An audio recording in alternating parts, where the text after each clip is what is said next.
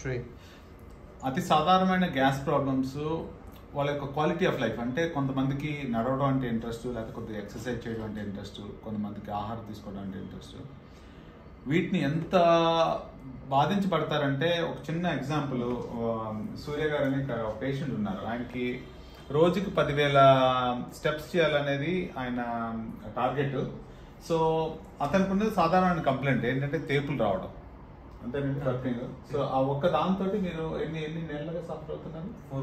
4 months suffer అవుతున్నారు. చాలా hospital తిరిగి అన్నారు, చాలా తిరిగారు. ఒక చిన్న ఎగ్జాంపుల్ ఆయన గ్రాఫ్ లో చూపిస్తారు, ఒకసారి చూపించారు. అది ఆయన ఎంతదిగా బాధిస్తుందంటే, ఆయనకి ఆయన రోజు చేసుకునే నార్మల్ యాక్టివిటీస్ కూడా ఇంటరాక్షన్ లేకుండా ఈ స్టెప్స్ చేయడం కానీ ఎక్సర్సైజ్ చేయడం కానీ కంప్లీట్గా ఆపేశారు. ఆయన I was surprise that he's tracking it down. And ఒక I don't know 1 week 2 weeks నుంచి, మరి సెప్టెంబర్ నుంచి ఆయన కంప్లీట్గా ఆపేశారు. అక్టోబరు, నవంబరు, అండ్ దెన్ మా దగ్గర ట్రీట్మెంట్ స్టార్ట్ చేసిన తర్వాత మళ్ళీ స్టార్టెడ్ డూయింగ్ దట్ 6K అంటే 6,000 స్టెప్స్. సో ఇంకా ట్రీట్మెంట్ ఇక్కడ వచ్చిన తర్వాత ఆయన 15,000 స్టెప్స్ చేసుకుంటూ ఉన్నారు. సో ఆయన దగ్గర నుంచి ఒకసారి వాట్ ఈ పర్సీవ్డ్స్ అనేది అడుగుదాము. మీకున్న ప్రాబ్లం తేంపులు అతి సాధారణమైనది, అందరూ కొట్టేస్తూనే ఉంటారు. సో మీరు ఏ స్పెషాలిటీస్ తిరిగారు, ఎన్ని హాస్పిటల్ తిరిగారు, తర్వాత అదే చిన్న సింపుల్ ప్రాబ్లమ్ ని ఏ రకంగా మా దగ్గరికి వచ్చింది, అసలు అన్న గ్యాస్ట్రో కేర్కి వచ్చింది, అది సాల్వ్ అయింది, సరే ఎక్స్ప్లెయిన్ చేయగలరా? September 11 నుంచి అపోలోకి వెళ్ళాను. హాస్పిటల్స్ పేర్లు వద్దులేండి, బట్ మీరు వేరే వేరే హాస్పిటల్స్ తిరిగారు. స్పెషలిస్ట్ అంటే మీకు సిమ్టమ్స్ ఎలా ఉండే?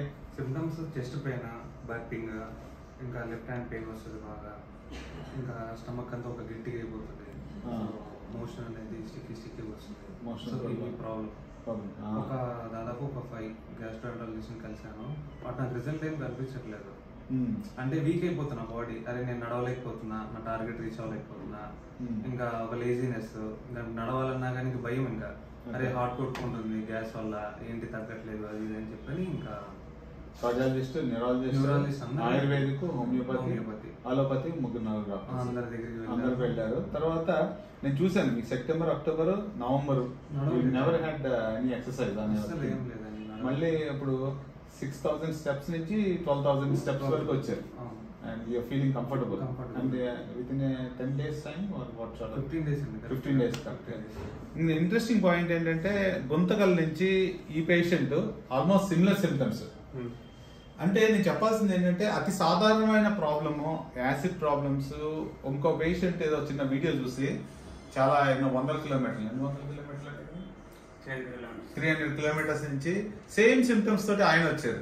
So I hope is also going to get better. నేను చెప్పదలసింది ఏంటంటే, తేన్పులు అనేది సాధారణమైన ప్రాబ్లము, గ్యాస్ ప్రాబ్లం అనుకుంటారు, కానీ దానికి కావాల్సిన పర్సెప్షన్, డయాగ్నోసిస్ డిఫరెంట్గా ఉంటాయి. క్వాలిటీ ఆఫ్ లైఫ్ అనేది చాలా ఇంపార్టెంట్. Thank you.